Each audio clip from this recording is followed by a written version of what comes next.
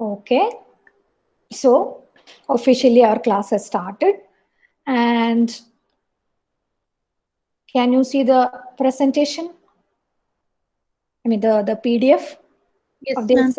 Yeah. Okay, Yes, so ma'am. yeah, thank you. So we are going to look at this essay titled Feminism and Cultural Studies in Asia by Tejaswini Niranjana. And this is part of your women's writing paper. So before we start with the essay, uh, uh, just a couple of things about the author, Tejaswini Niranjana. You can see here in the PDF that she was affiliated with the Center for the Study of Culture and Society, Bangalore. She was one of the founding members of this center. It was one of the first and foremost centers for cultural studies in India. And from I think until around 2000, from 2002 to 12 or something, they functioned and they had a lot of people doing PhD there. It was a research center affiliated to, later affiliated to, I think, Manipal University. But it was a very small but a very powerful center of interdisciplinary studies. Niranjana has also worked in several important academic institutions, including the University of Hyderabad and many other universities, National University of Singapore, and many other universities like that. And she is famous for her work in cultural studies. She's one of the most important figures in cultural studies in India. Then in feminism, she has worked a lot, and she and Susie Taru have a very important essay titled Problems for a Contemporary Theory of Gender. Problems for a Contemporary Theory of Gender. And I will give you a link to other works by her that you can look up later. So that is about Tejaswini Niranjana.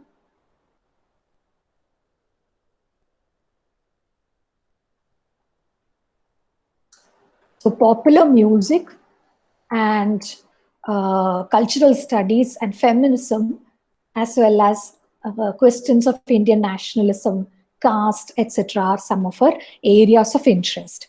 So in this particular essay, and this was published in 2007 or 2008, Feminism and Cultural Studies in Asia, she is talking about the relation between feminism and cultural studies. They are two different but interrelated areas of theory, critical theory, and what is the relationship between them. And she's saying, her main point, her main argument in this essay is that the relationship between feminism and cultural studies in Asian countries is very different from the relationship between feminism and cultural studies in the West. Now, she has a very helpful abstract here, and we will first read that abstract, which will give us this idea in a very crisp manner.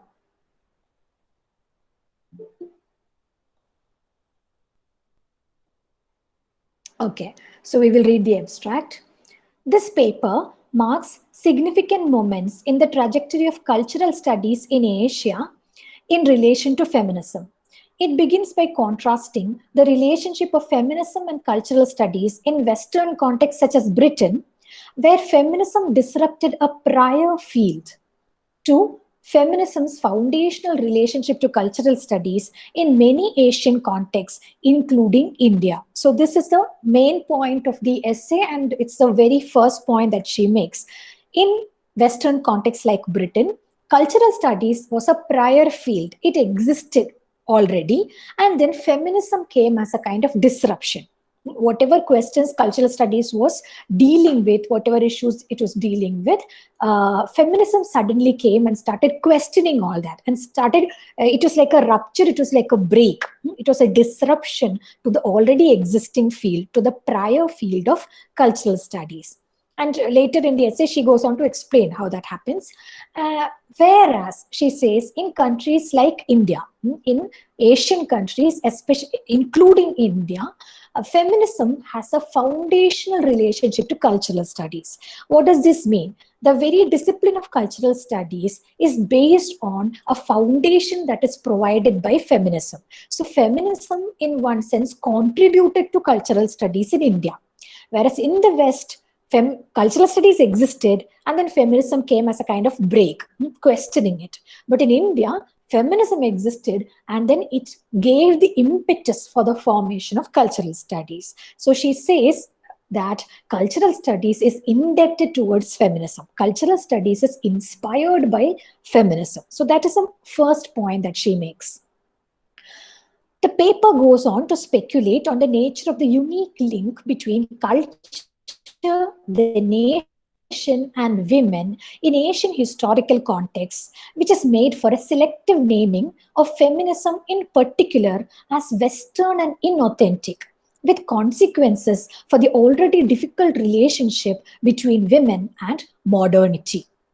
Such shared problematics across countries with different histories and political trajectories extend to questions of translation and contemporary shifts from prior conceptions of feminist politics. So the issue that she is looking at is that in Asian context, there is a unique link between culture, nation, and women. These three concepts, culture, nation, and women, they are interconnected and in a very, very particular way, which means that feminism, and again, this is something that she explains in detail as we go into the essay, feminism has always faced this criticism that it is Western and inauthentic. And there is something non-Indian. If you, for example, if you look at the Indian context, a lot of people would question feminism or criticize feminism by saying that it is modern, it is Western, etc. So it is not an Indian thing, it is Western എന്ന് പറഞ്ഞിട്ട് ആളുകൾ ഫെമിനിസത്തിനെ criticise ചെയ്യുന്നുണ്ട്. അത് ഇന്ത്യയിൽ മാത്രമല്ല, അതുപോലെ ഒരുപാട് Asian കൺട്രീസിലും വരുന്നുണ്ട്. Why does that happen എന്നുള്ളത്, that is part of the question that Tejaswini Niranjana analyzes in this essay. And she says it is because there is an inextricable link between culture, nation, women. ഈ മൂന്ന് കോൺസെപ്റ്റ്സും തമ്മിൽ ഇന്ത്യയിലും മറ്റ് Asian കൺട്രീസിലും വളരെ ഡീപ്പായിട്ടൊരു ബന്ധമുണ്ട്. അതുകൊണ്ടാണ് feminism വരുമ്പോൾ അതിനെ ഒരു വെസ്റ്റേൺ സംഭവമായിട്ട് പുറന്തള്ളുന്നത്. And at a certain in a certain section of this essay, she also studies, or rather she lays out how this connection between nation, culture, women, etc. is worked out in many Asian contexts, not just in India, but in many other places in Asia. അത് വളരെ brief ആയിട്ട് അവര് describe ചെയ്യുന്നുണ്ട്.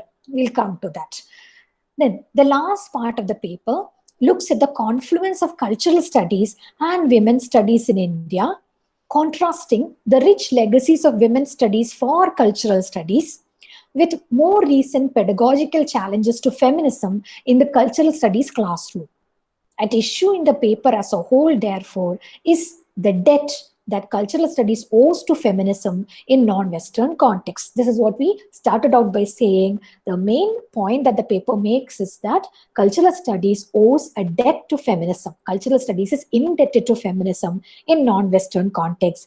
But in the last part, she talks about a particular problem that people, academics who are dealing with both feminism and cultural studies have to face. She says, when I was teaching women's studies or feminism in a women's studies classroom, and when I brought in questions that are posed by cultural studies, that was warmly accepted. So there is a rich legacy of women's studies for cultural studies. As we already mentioned, cultural studies owes a lot to women's studies. And in a women's studies classroom, questions of culture, questions of caste, religion, etc., were debated, and that the kind of knowledge that was produced from cultural studies was accepted very easily into women's studies. But she says, in the cultural studies classroom, there is some kind of a resistance towards feminism. And she describes what are the ways in which these resistances come. It's not always in the same way. There are many different ways in which these resistances can happen. But this is the main point. In a context where, in an Asian context, in a non-Western context, cultural studies owes a lot to feminism. But at the same time, academics who are working with both cultural studies and feminism find that there is a resistance towards feminism from the side of cultural studies. And this is what she's trying to explore in her essay. So far, are we clear? Yes, ma'am. Basic ideas മനസ്സിലായില്ലേ? നമുക്ക് detail ആയിട്ട് നമുക്ക് അതിലേക്ക് പോവാം. Yes, ma'am. Okay. So she starts out her essay with a very short introduction, and the most important point she makes here is that cultural studies, named as such, came into prominence in Asia in the 1990s. So in Asia, especially in India, it was in the 1990s that cultural studies came into prominence. But you can see the wording. She says cultural studies named as such. Cultural studies in the peril വരുന്നത് 1990s-ലാണ്. But what she goes on to say is that actually നമ്മൾ cultural studies എന്ന് വിളിക്കാൻ പറ്റുന്ന തരം work നേരത്തെ ചെയ്തുകൊണ്ടിരിക്കുന്നുണ്ടായിരുന്നു. What we call cultural studies today, the similar kind of work has been done in India and in many other parts of Asia for maybe a couple of decades, from the 70s onwards maybe, but nobody used to call it cultural studies. Cultural studies എന്ന് name ചെയ്തിട്ടുണ്ടായിരുന്നില്ല, അങ്ങനെ ഒരു പേര് വിളിച്ചിട്ടുണ്ടായിരുന്നില്ല. 1990s-ലാണ് actually cultural studies എന്ന് പറഞ്ഞൊരു discipline ആയിട്ട് അതിനെ establish ചെയ്യുന്നത്. And in the first section, towards the end of that first section, she has A side note, a kind of footnote, where she mentions exactly why she says that the reference point, why does she say 1990s? A reference point is the establishment in 1995 of the annual cultural studies workshop organized by the Center for Studies in Social Sciences, Kolkata. So this is one of the reasons why she says 1990s is the time that cultural studies emerged in India as a field with its own name. So Kolkata ഒരു important centre ആണ് centre for studies in social sciences. അവിടെ 1995 മുതൽ they started organizing an annual cultural studies workshop. അവിടെ റിസർച്ചേഴ്സും faculty മെമ്പേഴ്സും എല്ലാവരും കൂടി വന്ന്, not just from India but also from other countries, African countries, Latin American countries and other Asian countries. So they all come together in this workshop and debate issues related to cultural studies research. And this started in 1995. So she says that is the point, reference point that she's making. Cultural studies ഇന്ത്യയിൽ തുടങ്ങിയതിന്റെ ഒരു point ആയിട്ട് പറയുന്നത് 1995 ആ workshop തുടങ്ങുന്നതാണ്, CSSS workshop തുടങ്ങുന്നതാണ്. പക്ഷേ she saying that is only when cultural studies is being named as such. Even earlier we had work that could be considered cultural studies. And then she also says feminism എന്ന വാക്ക് ഇന്ത്യയിൽ, the term feminism is selectively used in India and also in other South Asian countries. More often we use terms like the women's question, the women's movement, gender perspective, a woman's perspective, etc. These are the words that we usually use. Somehow feminism എന്ന് പറയുമ്പോൾ അതെന്തോ ഒരു നമുക്കൊരു മനസ്സിലെ negative കൊണറ്റേഷൻ ആണെന്നോ അതെന്തോ നമ്മളെ സംബന്ധിച്ച കാര്യമല്ലെന്നോ എന്തൊക്കെയോ കാരണം കൊണ്ട് ഫെമിനിസം എന്ന ടേം ഇന്ത്യയിൽ കുറവാണ് യൂസ് ചെയ്യുന്നത്. In academic context these other terms have had more currency. Now, she has 4 sections in her paper, and in the first section, she talks about the difference between the emergence of, or the relationship between cultural studies and feminism in India as opposed to cultural studies and feminism in Britain. So, the history of cultural studies in India, as it has been outlined over the last few years by several scholars, is somewhat different from its Western counterparts, but similar to those of Korea or Taiwan in terms of the kind of legacies to which it can lay claim. So she is saying, she herself has an essay in the reference list. You can see that there is an essay called Cultural Studies that she and many other people have been involved in writing. And what she has found out is that in the history of cultural studies in India is very different from that in the West. But the history of cultural studies in India is very similar to that of other Asian countries like Korea, Taiwan, etc. And now she talks about the West. She looks at the history of cultural studies in Britain. 2 interruptions have been noted in British cultural studies in the 1970s, created by debates around feminism and race. So, as you already know, cultural studies in Britain you could say it was spearheaded by the setting up of the Center for Contemporary Cultural Studies at the University of Birmingham. And you must have already started studying Stuart Hall. We have already discussed all this in your cultural studies paper. So British cultural studies began with the setting up of this institute in Birmingham, the center in Birmingham. And initially, the studies were mostly about the white working class people. A lot of the studies were about youth, but even the other studies where they were looking at ideas like ideology, hegemony, etc.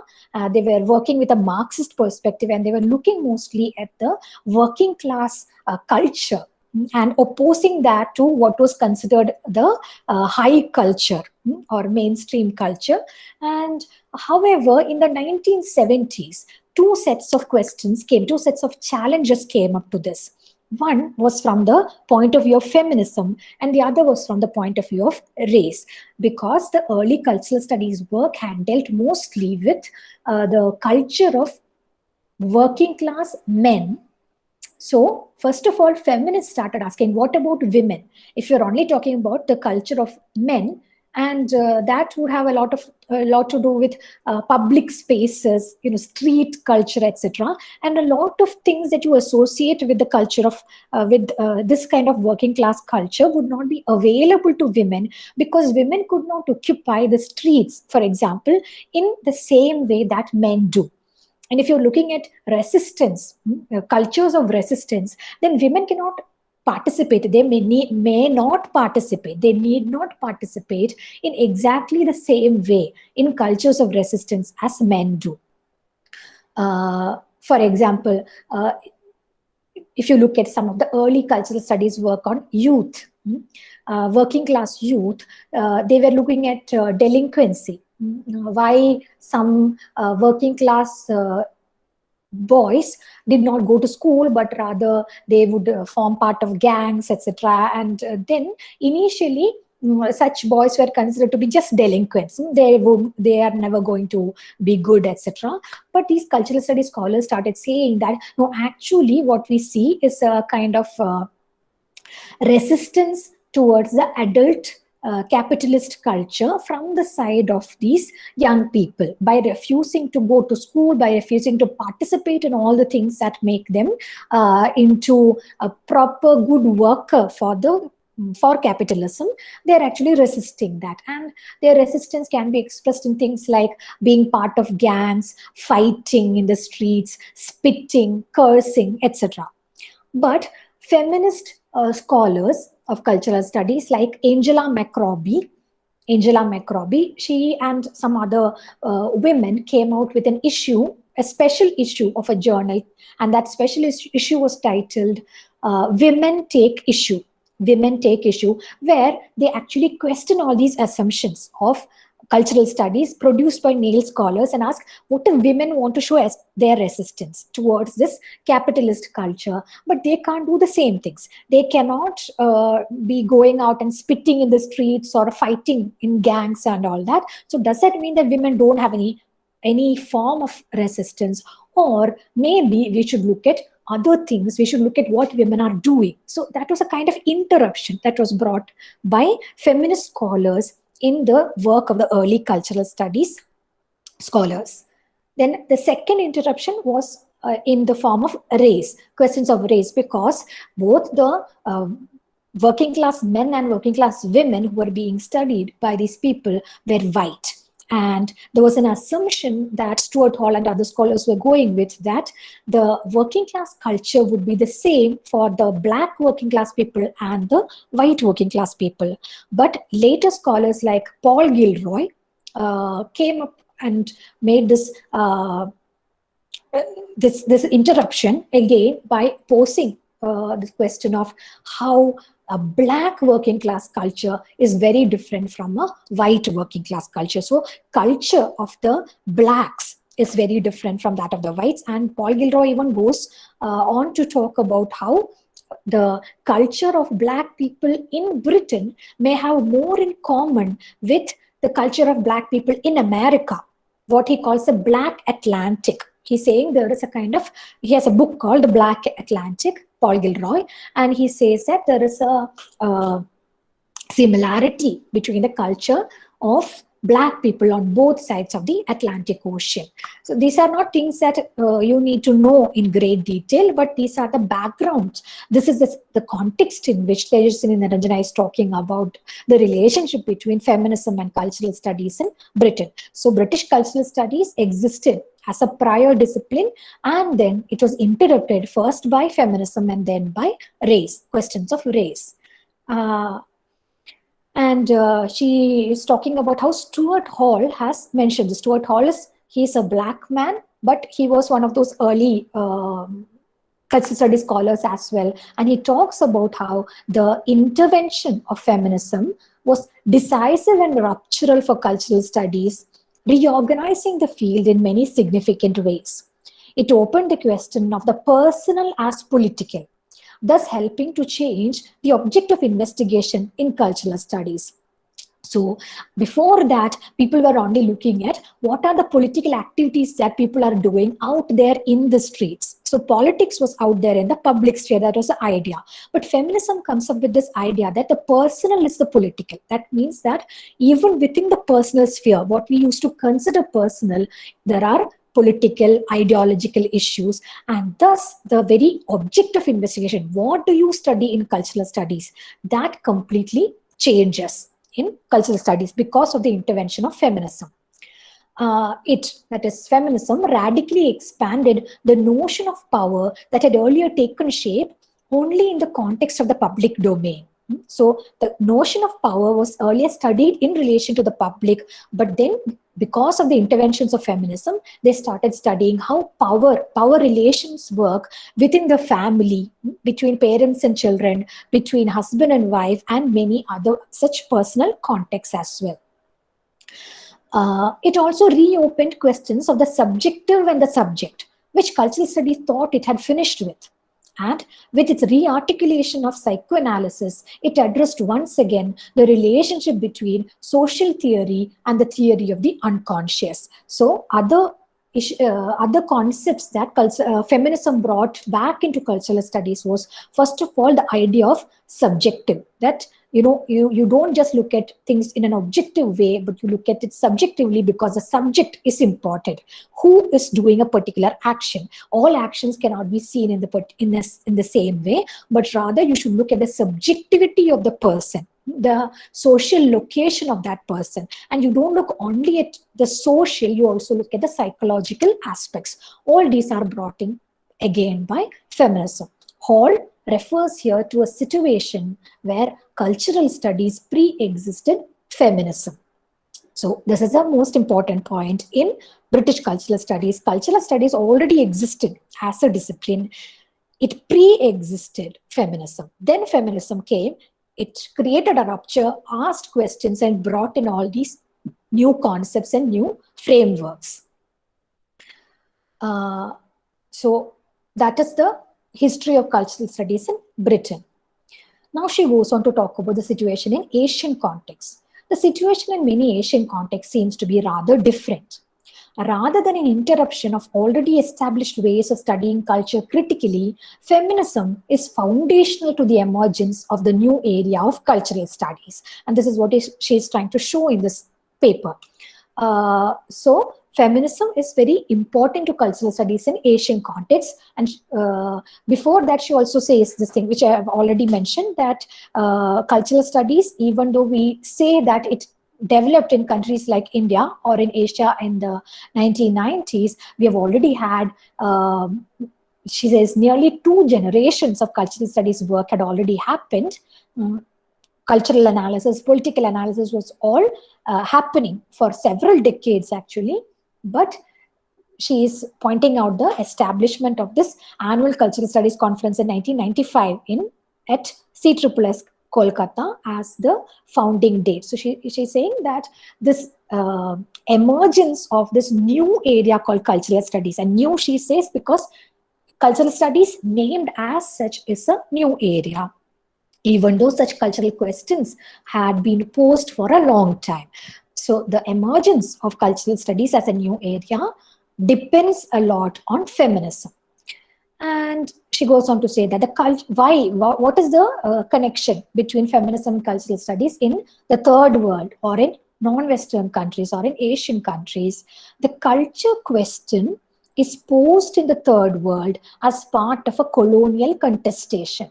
This is very important. Many of these Asian countries have been colonial societies. They have had to go through colonialism, and in such a sense, what happens is that in India, for example, during the anti-colonial struggle, during the nationalist struggle, there is a great importance that is given to national culture. Indian culture എന്ന് പറഞ്ഞൊരു idea നമ്മൾ foreground ചെയ്യാൻ തുടങ്ങിയത് എന്തുകൊണ്ടാണ്? Because we were under the control of a different country, Britain, with their own culture. So for 2 centuries, two or 3 centuries, Britain have been actually trying to convince us that our culture is bad and their culture is good. They've been trying to impose their culture, their modernity, etc.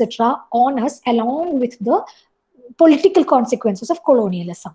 Because of that, when nationalist movements begin in India, it was always by foregrounding Indian culture, because Indians wanted to tell the colonials that it's not just your culture that is important. We also have a great culture. We even have a better culture than you. That is what they wanted to say. There is a political reason for that. Whether which is true, which is false is not, there is no way of actually comparing cultures and saying that one is better and one is worse. All cultures are cultures. But there is a specific ideological reason, there's a specific historical reason why culture becomes foregrounded in India, because Indians wanted to contest the colonial culture. They wanted to challenge the colonial culture and show their own culture as they wanted to foreground their own culture.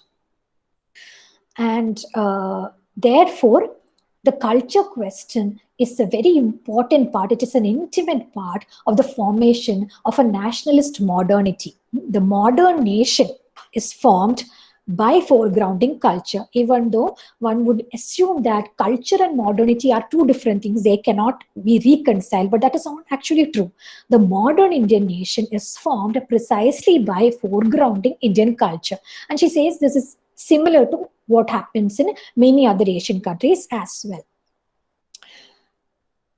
So we have a paradox here. The culture question is an intimate part of the formation of a nationalist modernity, but culture in modernity tends to be represented as something that remains outside of modernity. So we have this ambiguous relationship with culture, where on the one hand, we say we are very modern, and we say that many things which are related to culture are outside modernity. On the other hand, our national modernity itself is formed by foregrounding the idea of national culture. This curious relationship between culture and modernity in the colonial context may give us some indication as to why women occupy the place they do in discussions about culture. While in the West, as Mary John has pointed out, the opposition is indeed between women and culture, with women being consigned to nature. So the interesting thing is that in the Western context, the opposition is between culture and nature, and women are somehow supposed to be part of nature, whereas men are supposed to be part of culture, civilization, rationality, etc. And women are connected to nature and irrationality, emotion, etc. This is the binary that exists in the Western countries, not in India, but in West. In the Western philosophical conceptual framework, this is the idea: binaries, nature versus culture, where it ultimately becomes women, because women are on the side of nature, women and culture are completely different things in the West. There is an opposition between women and culture. On the other hand, in India, what we have is a opposition between culture and modernity. And therefore, women are connected to culture and men are connected to modernity. So this is a way in which the newly emergent nation of India was able to reconcile its demands, both to highlight its own culture and to become modern. So India independent ആയി വരുന്ന സമയത്ത് അവർക്ക് അവരുടെ culture foreground ചെയ്യണം, western കൾച്ചറിനെ side line ചെയ്യണം. അതല്ല, അവരുടെ culture അല്ല നമ്മുടെ കൾച്ചറാണ് നല്ലത് എന്ന് പറയണം. അപ്പൊ കൾച്ചറിനെ ഫോർഗ്രൗണ്ട് ചെയ്യണം. അറ്റ് ദ സെയിം ടൈം ഈ അവർ ഇൻഡിപെൻഡന്റ് ആയി വരുന്നത് ഒരു മോഡേൺ വേൾഡിലേക്കാണ്. മറ്റെല്ലാ കൺട്രീസിന് ഒപ്പം എത്തണമെങ്കിൽ അവർക്ക് മെറ്റീരിയൽ ആയിട്ടുള്ള കാര്യങ്ങൾ മോഡേൺ ആവണം. So we have to convince the other countries that we are rational, that we are able to develop economic development ഉണ്ടാക്കാൻ പറ്റും. നമുക്ക് അങ്ങനെ ഒരുപാട് സംഭവങ്ങൾ നമുക്ക് മോഡേൺ ആണ് എന്ന് നമ്മൾ കാണിക്കണം മറ്റു കൺട്രീസിനെ. അതേസമയം കൾച്ചറൽ ആയിട്ടുള്ള രീതിയിൽ നമ്മൾ മുന്നിലാണ് എന്ന് കാണിക്കണം. So you have to foreground the national culture. At the same time you have to say that India is a modern country. So that issue was resolved by connecting culture with women. Modernity with men എന്നുള്ളത് ഒരു സൈഡിലുള്ള സംഭവമാണ്, അതല്ല. That is not what Tejaswini Ranjana is focusing on. But women and culture are not opposed in the Indian context, but rather women and culture are on the same side. Modernity is on a different side. So the opposition in India is between modernity and culture, or modernity and women. And women and culture are on the same side. Whereas in the West, women and culture are on two different sides. Is this clear? We have finished the first section of the essay. Clear or no? Yes, ma'am. Any doubts so far? Yes, ma'am. Doubts ഒന്നുമില്ല? അടുത്ത സെക്ഷനിലേക്ക് ഞാൻ പോട്ടെ? Okay, ma'am. If you remember any doubts ചാറ്റിൽ എഴുതിക്കോ. എന്നിട്ട് നമുക്ക് അടുത്ത സെക്ഷൻ കൂടി കഴിഞ്ഞിട്ട് നമുക്ക് ഒരുമിച്ച് അത് ഡിസ്കസ് ചെയ്യാം. So right now I will move on to the second section. Okay. So in the second section she is talking about there are a couple of things happening here. She is talking about the development of feminist concerns across Asia. So she starts out by talking about a book published in 1986 called Feminism and Nationalism in the Third World. It was by Kumari Jayawardene. In that, the author argues that feminism and nationalism in the non-West share a close relationship. So, because a lot of women participated in the freedom struggle, in the independence movement, and in many such movements during the time of, anti-colonial contestations, because of that, women were very important to the formation of the nation. So women and nationalism have had a very close relationship in India and other Asian countries. At the same time, the culture question also becomes a national culture question. So as we already mentioned, the question of culture, the question of a national culture which has to be foregrounded, has had serious consequences for women. So we have a very strange problem that is faced by women in relation to nationalism, which is that while nationalist movements enable women's political participation, they also create for them a fixed position in national culture. So on the one hand, the nationalist movement has enabled women to participate politically. Before the national movement, a lot of the women who were sitting at home and only concerned with personal and private and domestic affairs, because nationalism is a cause that anybody can participate in. The independence struggle, it was much more accepted for women to go out of their house in order to fight for the freedom of the country than for any other reason. So nationalism, the nationalist movement really made it possible for women to come out into the streets and participate in the nationalist movement. At the same time, by connecting women with culture, it has created a fixed position for women in culture and say that, okay, this is a woman's domain. These are the things that are associated with women. So in one sense, women are constrained and frozen by that. On the other hand, nationalism has also allowed women to go out into the public sphere and participate politically in the nationalist movement. A standard criticism of feminism across Asia derives from the charge that it is disconnected or alienated from our culture. So that is something that all of you must have heard, that the moment we talk about feminism or the moment there is any discussion about feminism in our country, especially, a lot of people will say, no, that is not our culture. Feminism is not part of our culture. It is part of some Western culture. So feminism has always had to face this criticism that it is alien. It is disconnected from our culture. It is not part of our culture. And Tejaswini Ranjana says it is very interesting that other political frameworks which don't necessarily have an indigenous source don't have to face this particular question. If it is whether it is Marxism, whether it is identity politics related to caste or many other things, whether it is a Congress movement, any other political framework, if you look at it, it doesn't face exactly this problem. Like nobody says that even though Marxism evolved in the West, nobody says Marxism is anti-Indian or it is not a part of our culture or any other political frameworks. But with feminism, this is especially so. The moment a feminist concern is raised, then the immediate response of many people is to say, but that is not part of our culture. The implicit accusation seems to be that feminist demands are modern demands. And modernization means the erasure or giving up of Indian culture and the adoption of Western values and ways of life. Avada problem aayittulla ennu vecha feminist parayna demands, society ingana maaranam, patriarchy namukku maatanam, family life ingana maatanam, and power relations, power structures within the family should be challenged. Idokke feminismത്തിന്റെ concerns ആണെങ്കിൽ അത് accept ചെയ്യാൻ ഇന്ത്യക്കാർക്കും മറ്റ് Asian കൺട്രീസിലെ ആളുകൾക്കും ബുദ്ധിമുട്ടുണ്ടാകുന്ന ഒരു കാരണം എന്താ വെച്ചാൽ ഈ ഡിമാൻഡ്സ് എല്ലാം നമ്മളുടെ കൾച്ചറിന്റെ അല്ല, മോഡേൺ കൾച്ചർ വെസ്റ്റേൺ കൾച്ചറിൻ്റെതാണ് എന്ന് പറയുക. അങ്ങനെയാണ് നമ്മൾ വിശ്വസിക്കുന്നത്. അതുകൊണ്ട് തന്നെ ആ ഡിമാൻഡ്സ് ആക്സെപ്റ്റ് ചെയ്താൽ നമ്മൾ നമ്മുടെ കൾച്ചറിനെ ഗിവ് അപ്പ് ചെയ്യാണ് അല്ലെങ്കിൽ ഇറേസ് ചെയ്ത് കളയാണ് എന്ന് നമ്മൾ പേടിച്ചു പോകുന്നു. We worry that we are giving in to the western values. We are adopting western values and western perspectives if we give in to any aspect of modernity, especially with relation to feminism. And then she asked, why is this a problem only for women? What is the special connection of women with the culture question? And she says it is very easy to say that in our culture women are oppressed, whereas in the West they are free. But that is not the point at all. That is not how it is.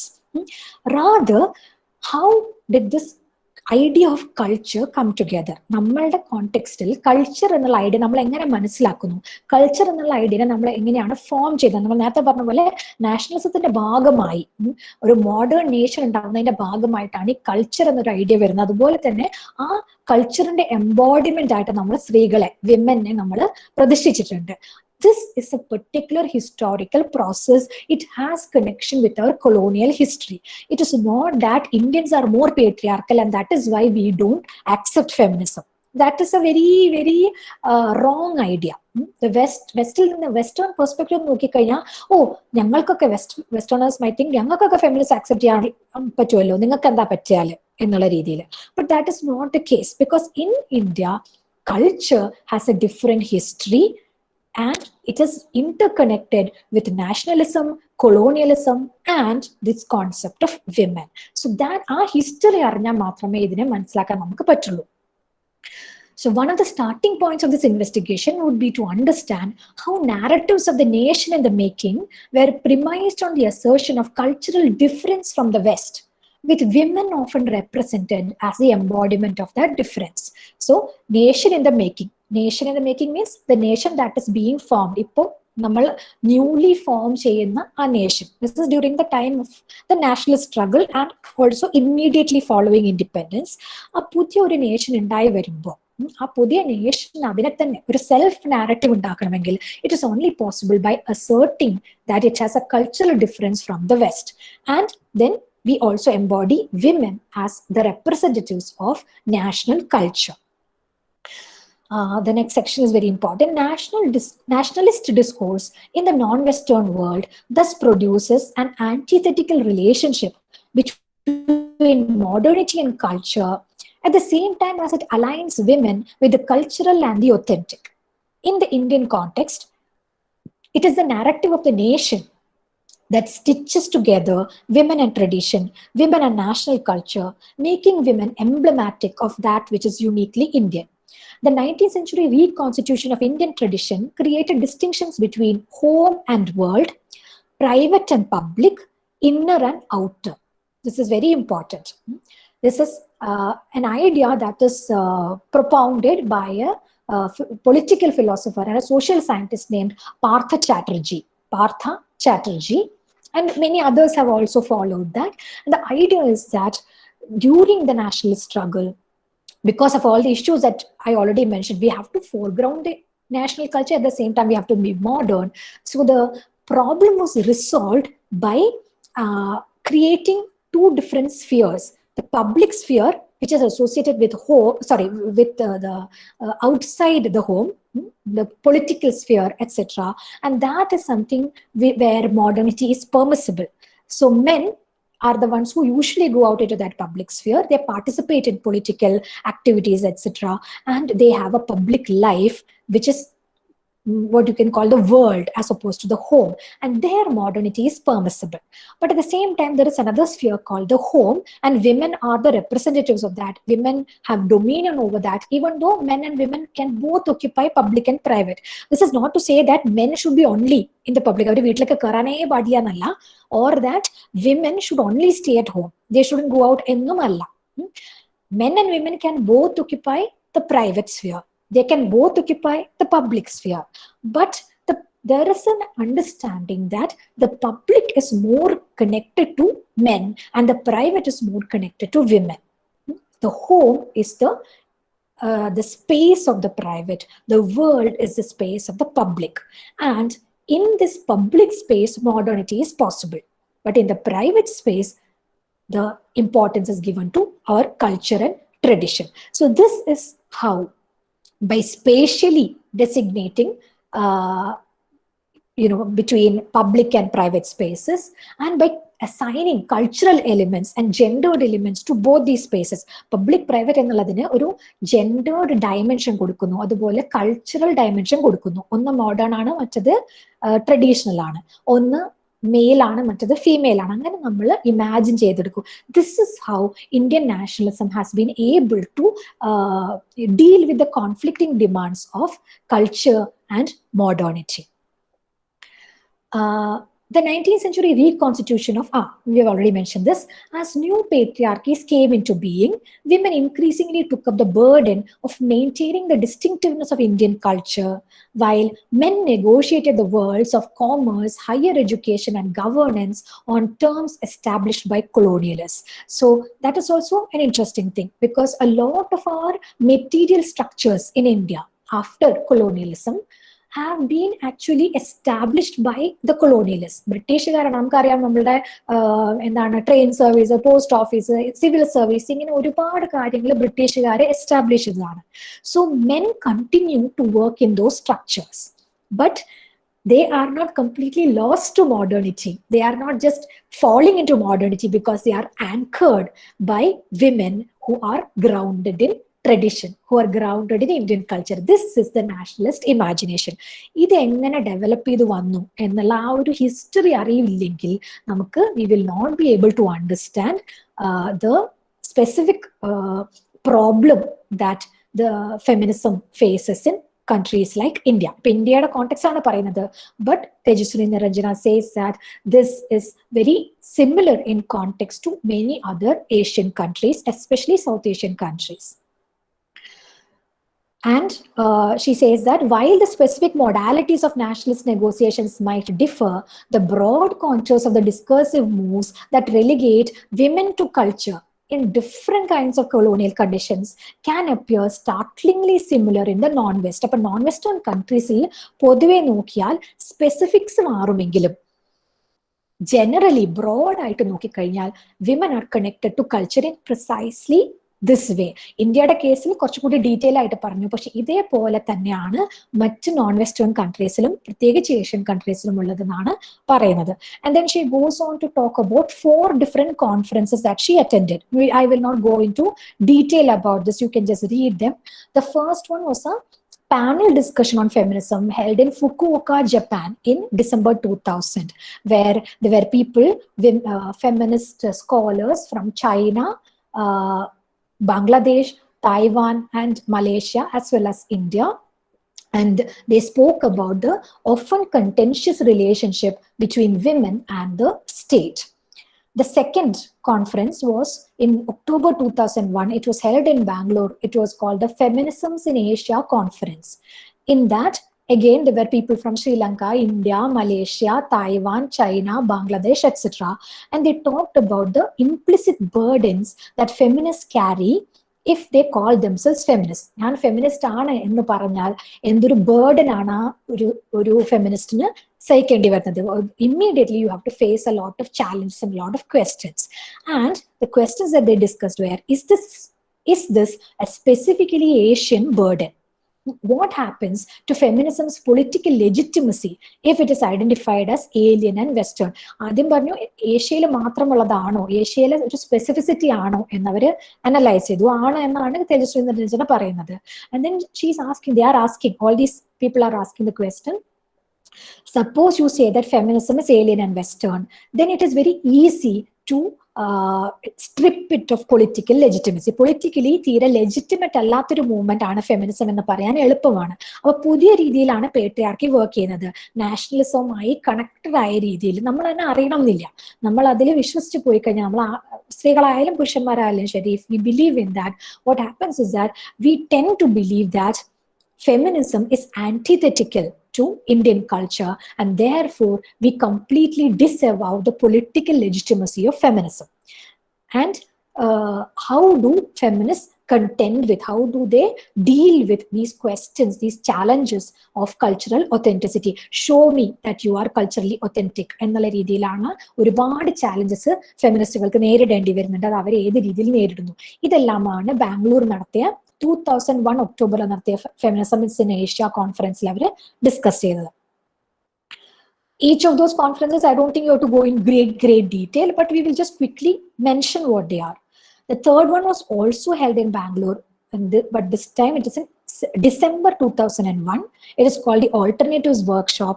And here again, there are people from Malaysia, Singapore, Taiwan, Pakistan, India, and Sri Lanka.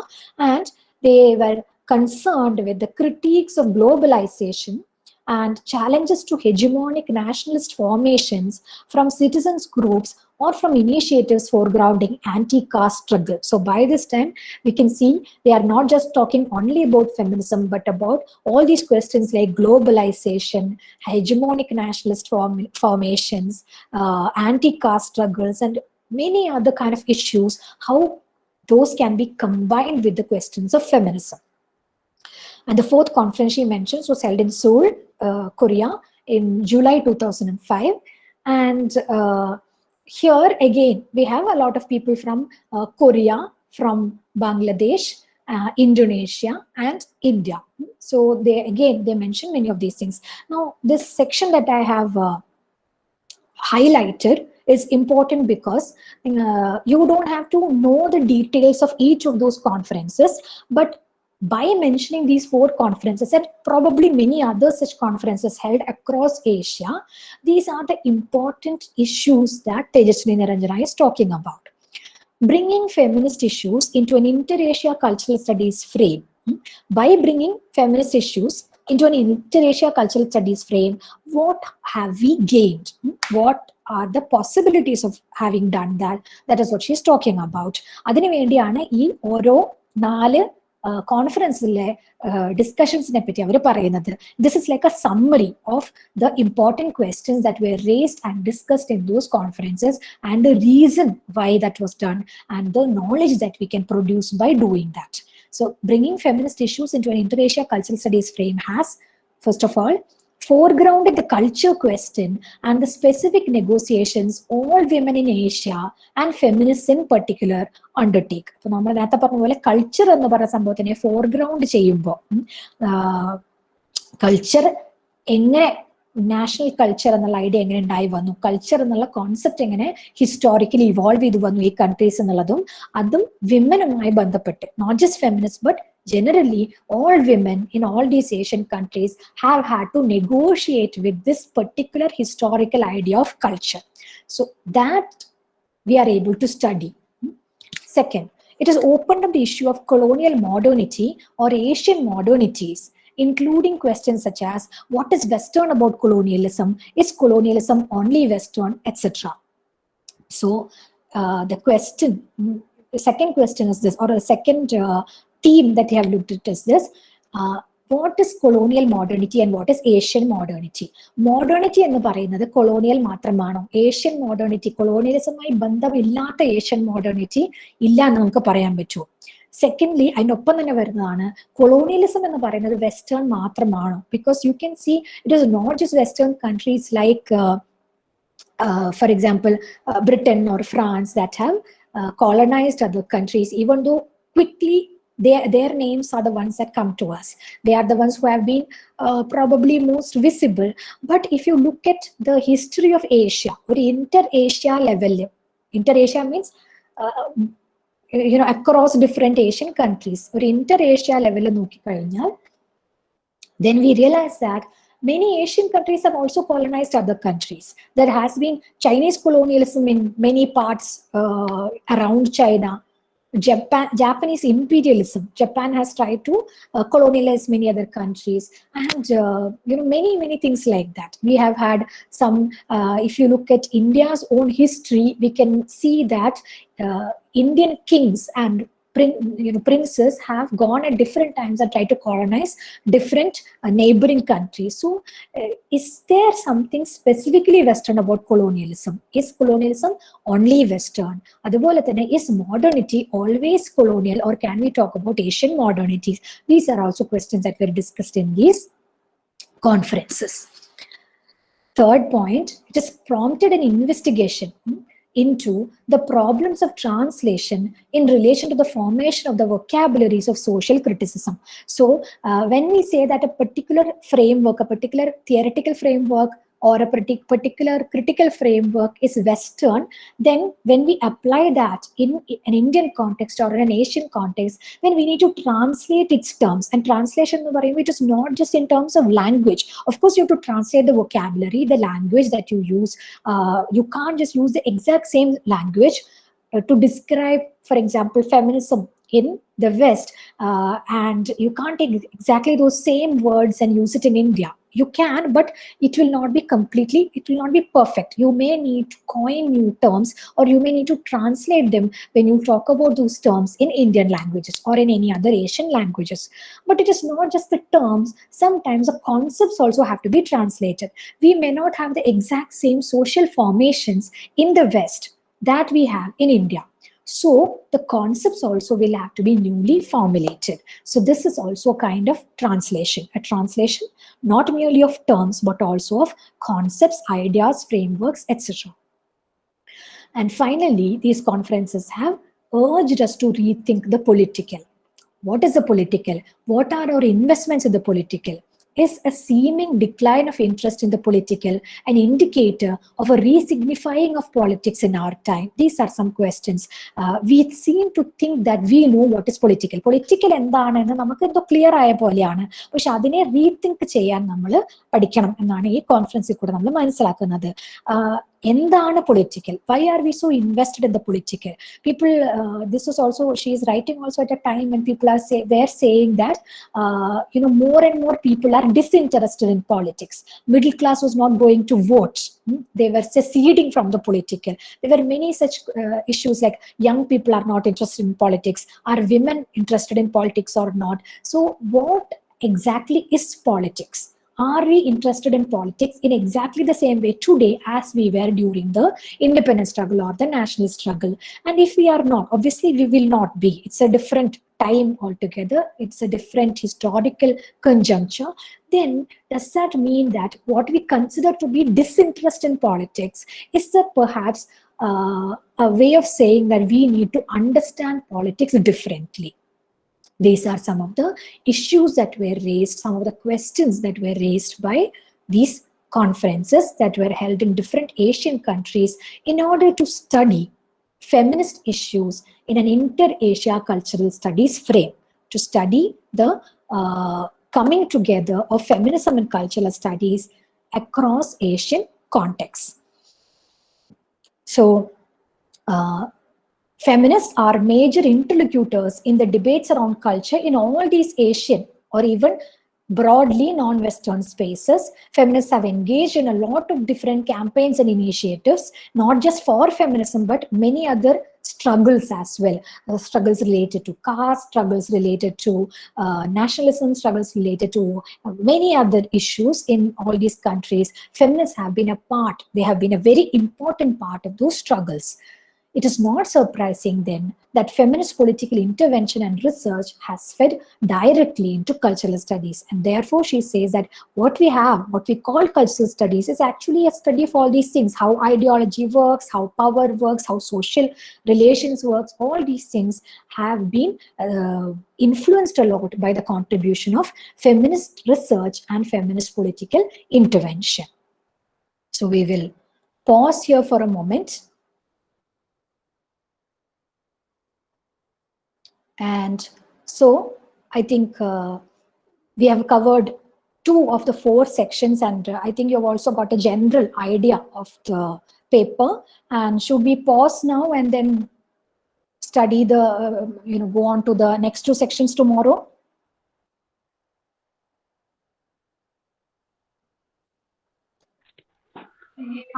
Yeah. I will stop recording now, and